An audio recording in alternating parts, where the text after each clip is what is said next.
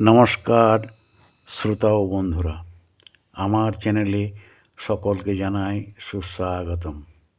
আজ আবারও একটা রাশিফল নিয়ে উপস্থিত হলাম আপনাদের মধ্যে। আজকের আলোচনার বিষয় হবে মীন রাশির আগামী 1 মে 2024 পর্যন্ত দেবগুরু বৃহস্পতি গোচরে দুপুর 1টা পর্যন্ত মিত্র রাশি মেষ রাশিতেই অবস্থান করিবেন। অর্থাৎ 1 মে 2024 পর্যন্ত মীন রাশির জাতক ও জাতিকাদের রাশির দ্বিতীয়ভাবে অর্থাৎ ধনভাবেই বিরাজমান থাকিবেন এবং 15ই মার্চ সন্ধ্যা 6টা 4 মিনিট গতে মঙ্গল মকর রাশি ত্যাগ করে কুম্ভ রাশিতে গমন করিয়াছেন।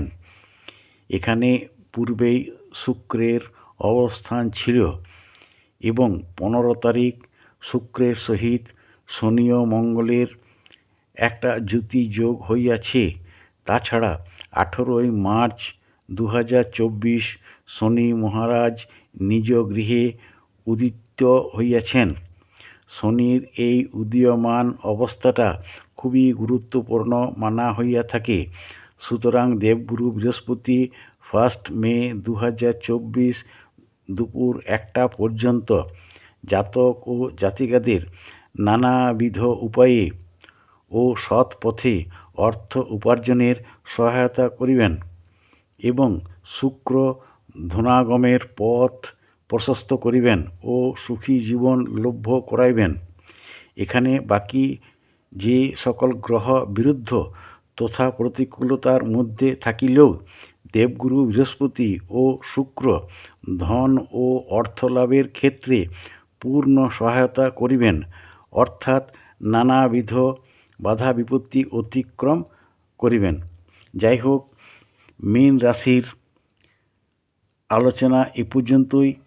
যদি ভালো লেগে থাকে তাহলে অবশ্যই একটা লাইক দেবেন এবং আপনাদের বন্ধু ও প্রিয়জনদের এই ভিডিওটি শেয়ার করে দেবেন, যাতে তারাও এই ভিডিওটি থেকে উপকার লাভ করতে পারেন।